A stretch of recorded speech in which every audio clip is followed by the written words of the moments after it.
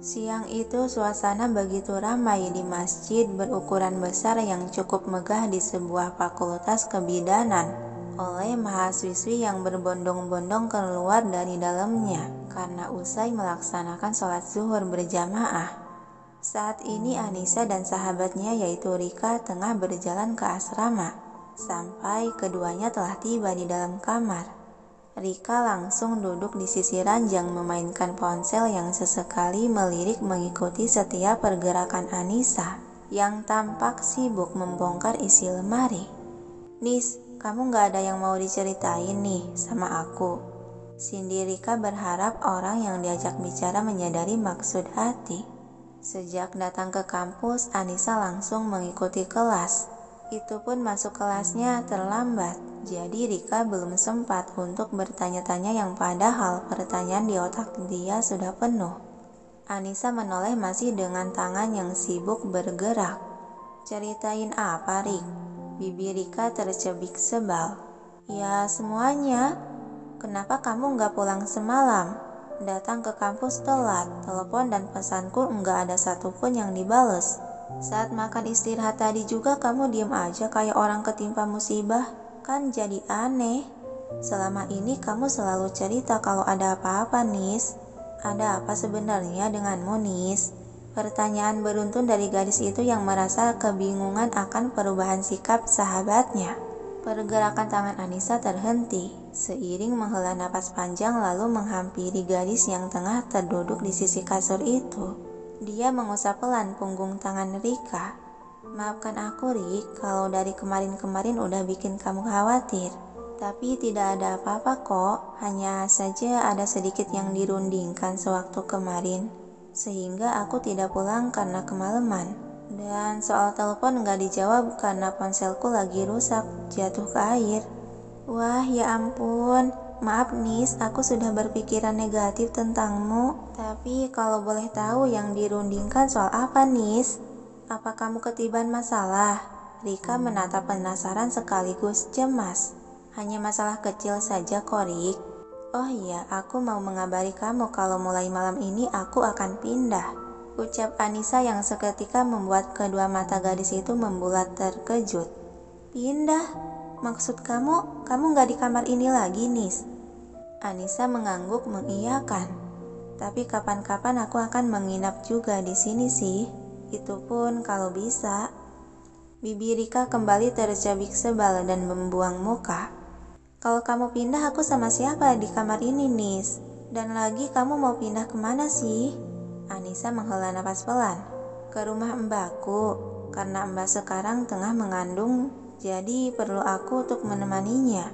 Lagian kalau kamu sendiri di kamar juga tak apa kan? Kamu kan orangnya bukan penakut."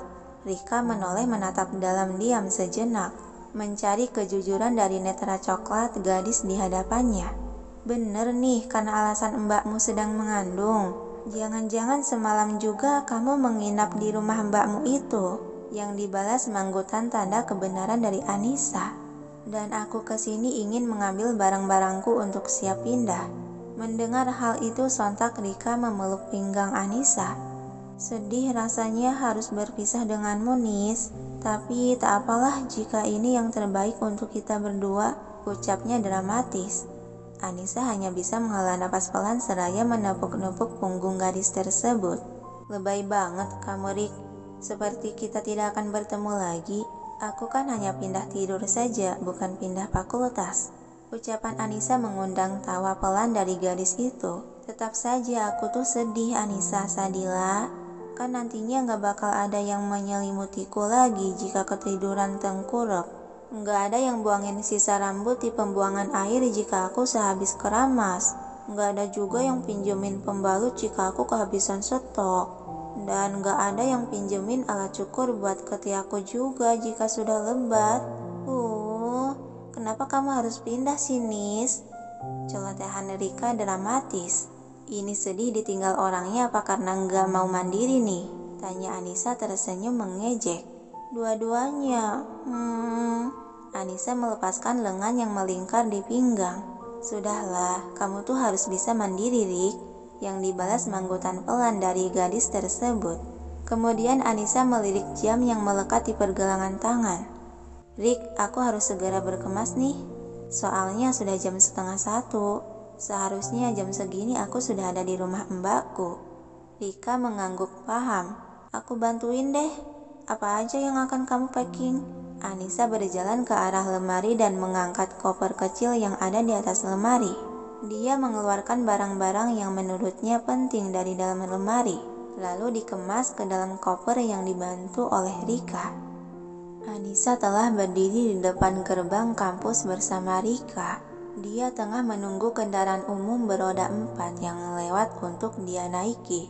Dari kejauhan, ada seseorang pria yang melihat mereka berdua, membuat alis pria itu berkerut heran karena melihat ada sebuah koper kecil di samping berdirinya gadis yang sangat dia sukai.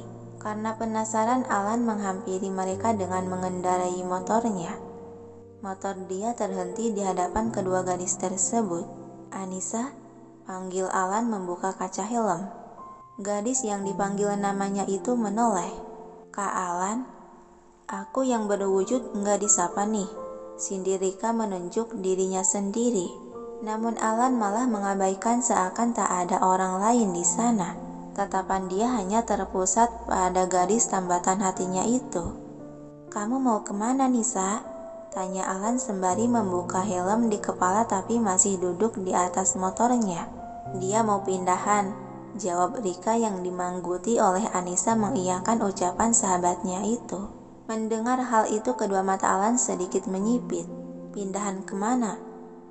Yang jelas ke tempat yang cukup jauh, jawab Rika lagi mewakili. Dan Anissa kembali memangguti mengiyakan tanpa bersuara. Alan yang hanya fokus menatap Anissa kembali membuka suara. Nisa, kamu gak pindah fakultas kan?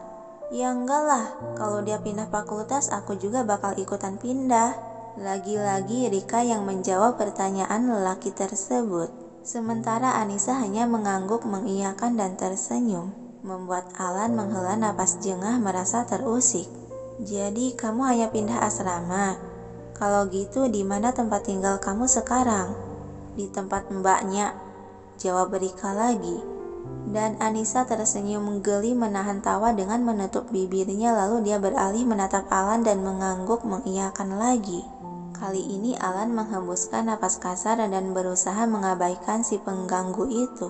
Dia tetap fokus menatap Anissa. Mau kakak antar? Dia gak bakal kamu. Ucapan Rika seketika tergantung di udara saat Alan menyentaknya dan memberi tatapan tajam.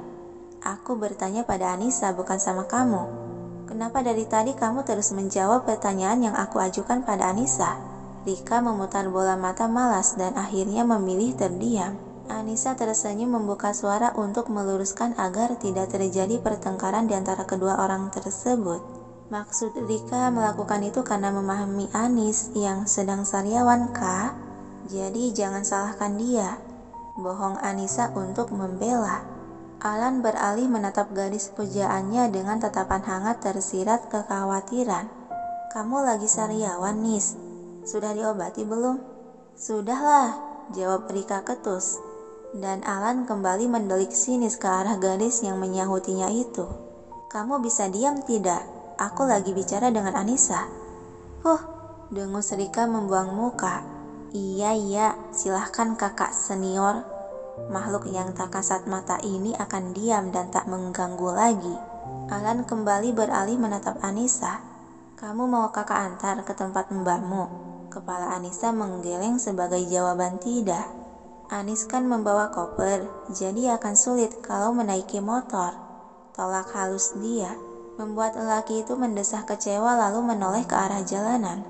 Baiklah, mau kakak carikan taksi? Yang kali ini dibalas anggukan kepala oleh Anissa.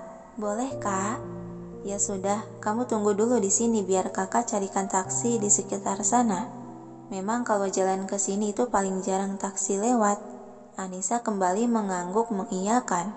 Nah, kalau yang ini sih pasti dia akan menunggunya. Sudah, sana carikan taksi.